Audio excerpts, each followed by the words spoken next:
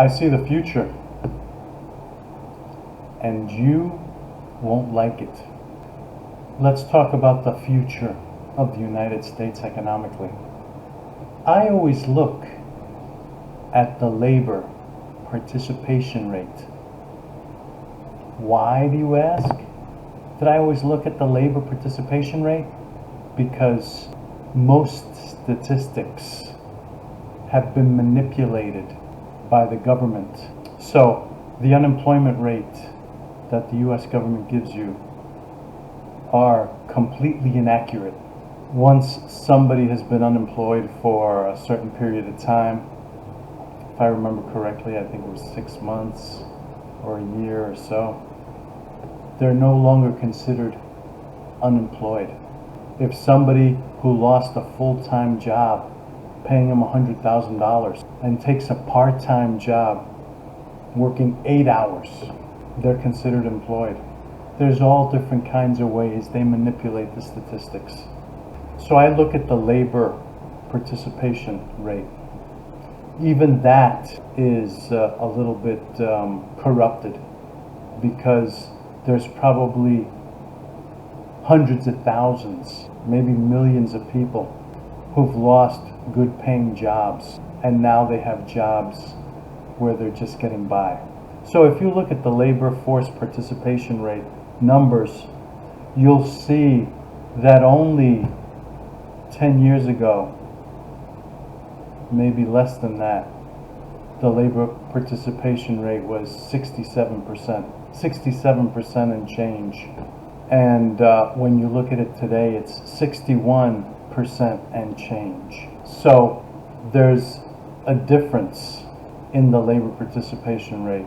Yet, when you look at the unemployment statistics, you'll see that the unemployment rate is less today than it was when they were showing 67.1%, I think, labor participation rate. So obviously, the United States government is manipulating statistics to make it seem not as bad.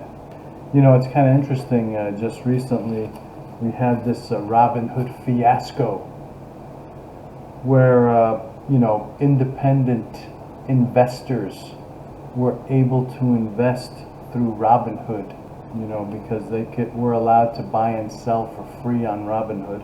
And they saw that hedge funds had shorted GameStop. So that means that hedge funds were betting that GameStop stock was going to go down. So they borrowed shares at a certain price, and they would return the shares at a certain date. So they would borrow shares at a certain price, they'd sell those shares, and then they were banking on buying shares in the future at a much cheaper price and giving them back to the group that they borrowed the shares from. But what happened? Many investors using Robinhood accounts were talking on Reddit, a Reddit account that was called Wall Street Bets. They were all sharing information that the hedge funds had overbought GameStop by 120% to 140%. Or they had made shorts that said that they were going to buy GameStop at 120% to 140%. So many people started buying GameStop stock, and the price zoomed up, meaning that the hedge funds had to pay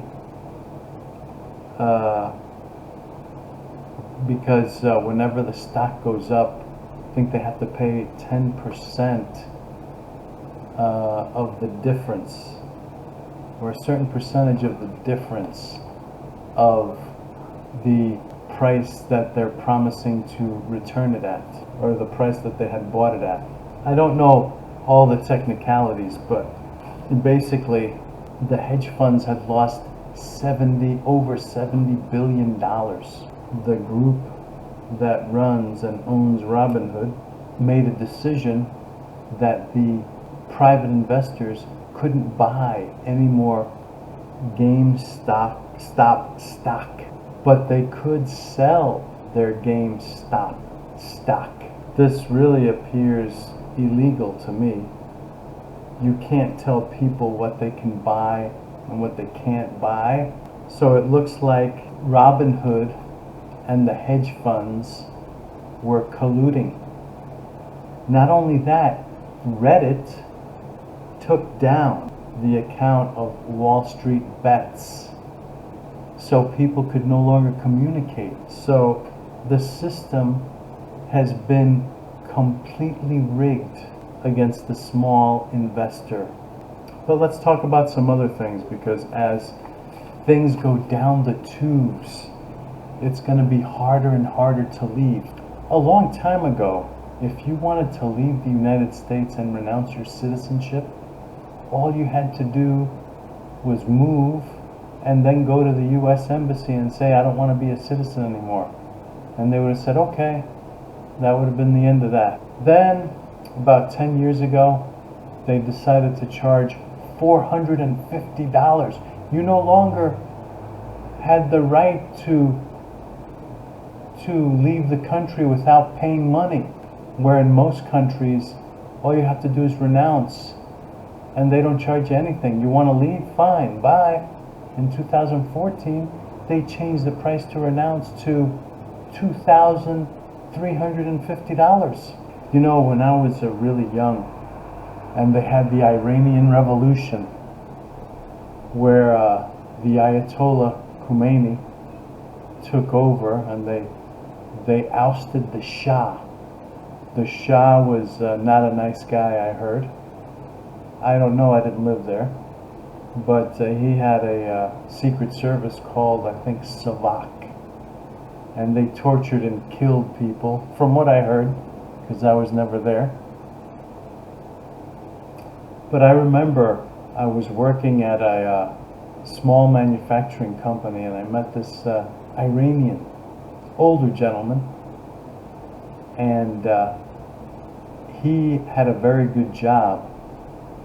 Supposedly he was the director of the largest steel company in Iran, and he was friends with the Shah. So he was in that circle where everybody kind of knew each other.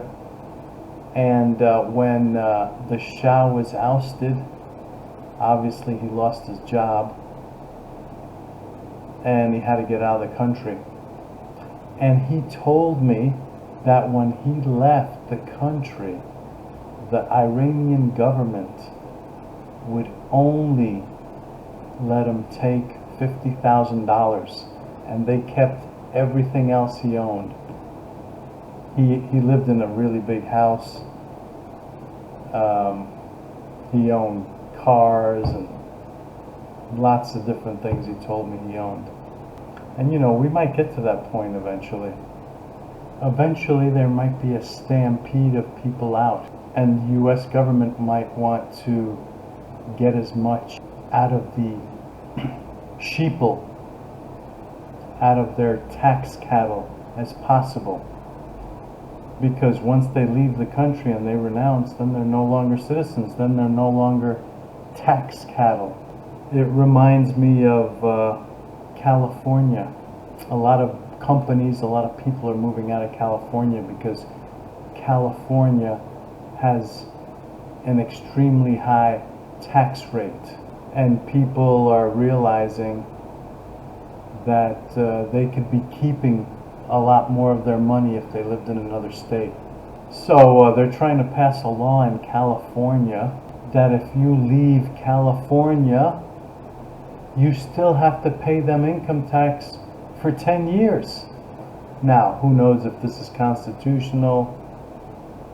You know, when they challenge it in court, if California's crazy enough to institute a law like this. But you know, it's I kind of associate that with the federal government. the federal government instituted a law that no matter where you live in the world, you have to file an income tax. It doesn't matter if you haven't lived in the United States for 20 years. If you're still a citizen, you have to pay income tax to the United States. So, when these California laws, ideas started being proposed, I started thinking, wow, they're taking this right out of the federal government playbook. There was actually in that proposed law, I don't know if that law in California has been voted in yet, but in that law they also had, if you went to California and stayed for 60 days, you would be liable to pay California tax. It's just insane. What happens if you go on vacation and you stay there for 2 months? So you're having a mass exodus of people from California because California has huge liabilities. They've got huge pensions that they're paying people. Over $250,000 a year in pension. Over $200,000 a year in pension. Quite a lot of people are getting pensions like this in California. So they have a lot of future liabilities, and they're trying to figure out a way to increase tax revenue. But what they're actually doing is they're decreasing tax revenue because people are running out. Elon Musk left and took his factories with him. Oracle left, took their factories with him. Quite a number of factories and job creators have left California. So now it's even harder for them to raise the kind of revenue that they need to cover their liabilities. I see the future, and it doesn't look good for you.